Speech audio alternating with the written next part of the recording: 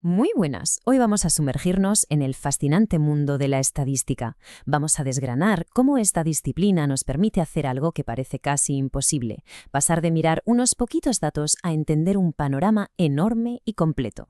Y aquí va la gran pregunta, la que seguro que nos hemos hecho alguna vez. ¿Cómo es posible? Parece magia, ¿verdad?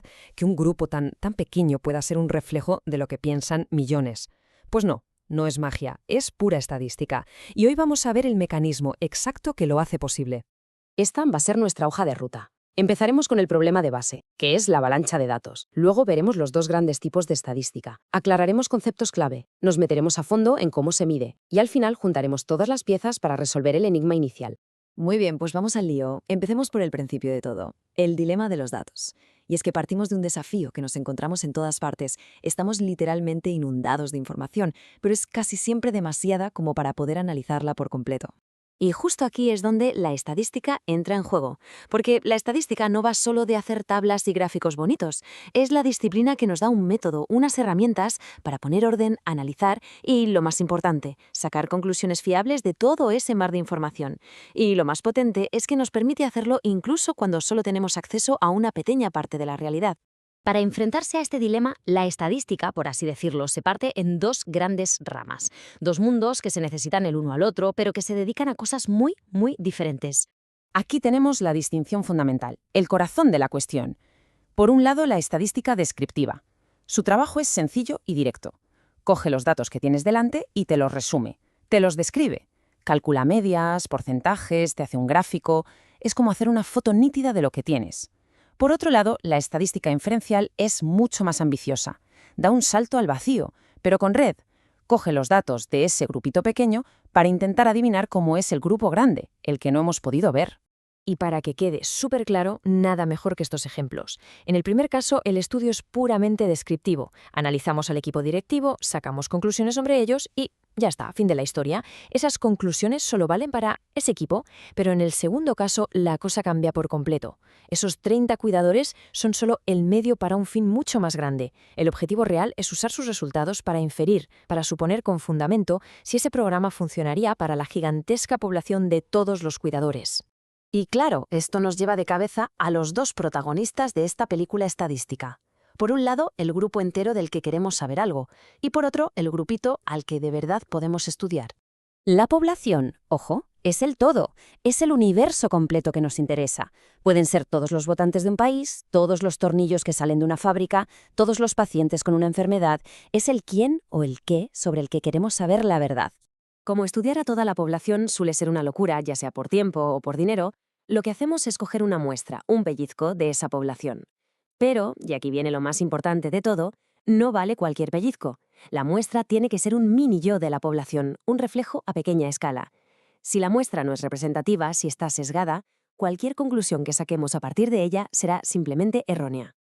A ver, esto puede sonar un poco técnico, pero en realidad es muy lógico. Un parámetro es el dato verdadero, el auténtico, el de toda la población. Por ejemplo, la edad media real de todos los habitantes de un país. El problema es que casi nunca lo conocemos. Así que, ¿qué hacemos? Calculamos un estadístico en nuestra muestra, como la edad media de nuestros 2.500 encuestados, y luego usamos ese estadístico para estimar el parámetro, que es el que de verdad nos importa.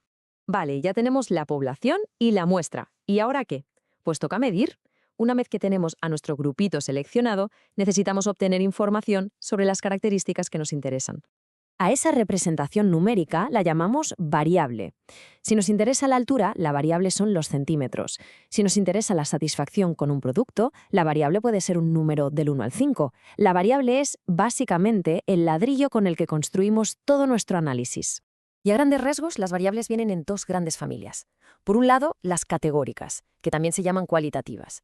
Estas simplemente nos meten en cajas, en categorías. Estado civil, color de ojos, tipo de sangre. Por otro lado, las cuantitativas, que miden una cantidad.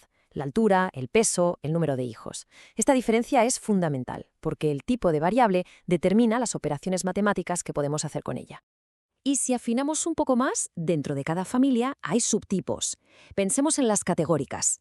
Si las categorías son solo etiquetas, sin ningún orden, como soltero o casado, la variable es nominal. Pero si esas etiquetas tienen una jerarquía clara, como primaria, secundaria, universidad, entonces la variable es ordinal. Con las cuantitativas pasa algo parecido. Si la variable solo puede tomar valores enteros, asaltos, como el número de hijos, puedes tener 2 o 3, pero no 2,5, es discreta. Si por el contrario puede tomar cualquier valor dentro de un rango, como la altura o el peso, entonces es continua. Muy bien, ya sabemos qué son las variables y de qué tipos hay, pero la cosa se complica un poquito más, porque no todos los números que usamos para medir significan lo mismo. Las reglas que seguimos para asignar esos números, lo que llamamos escalas de medida, son cruciales porque determinan qué podemos hacer y qué no podemos hacer con nuestros datos. Esta tabla resume a la perfección los 4 niveles de poder de medición. En el nivel más básico está la escala nominal, que solo nos permite decir si dos cosas son iguales o diferentes. Un peldaño más arriba, la ordinal, que además de eso nos permite ordenar los valores. El siguiente salto importante es a la escala de intervalo. Aquí ya podemos decir que la distancia entre 10 y 20 es la misma que entre 30 y 40. Y en la cima, la más potente de todas, la escala de razón, que nos permite hacer de todo, incluso decir que algo es el doble de otra cosa.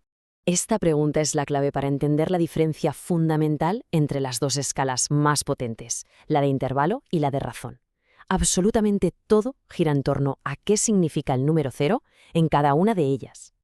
Y aquí está el meollo de la cuestión. En una escala de intervalo, como la temperatura en grados Celsius, el 0 es un punto que hemos puesto nosotros por convenio. 0 grados no significa ausencia de calor, ¿verdad? Es una temperatura más. Y como ese 0 es de mentira, no podemos hacer proporciones. Decir que 20 grados es el doble de calor que 10 grados es matemáticamente incorrecto. En cambio, en una escala de razón, como el peso, el 0 es real, es absoluto. 0 kilos significa que no hay peso. Punto. Y como ese 0 es real, aquí sí podemos decir con toda propiedad que 20 kilos es el doble de pesado que 10 kilos. Perfecto, pues ya lo tenemos. Ya tenemos todas las piezas del puzzle sobre la mesa. Así que volvamos a nuestra pregunta del principio, la de la encuesta, y vamos a montar el puzzle para ver cómo funciona. Así es como se hace la magia. Paso 1. Se define con total claridad la población. Paso 2. Se elige con un método muy riguroso una muestra que sea un espejo de esa población. Paso 3. Se mide lo que se quiere saber, por ejemplo, la intención de voto. Y en esencia, este es el gran poder de la estadística.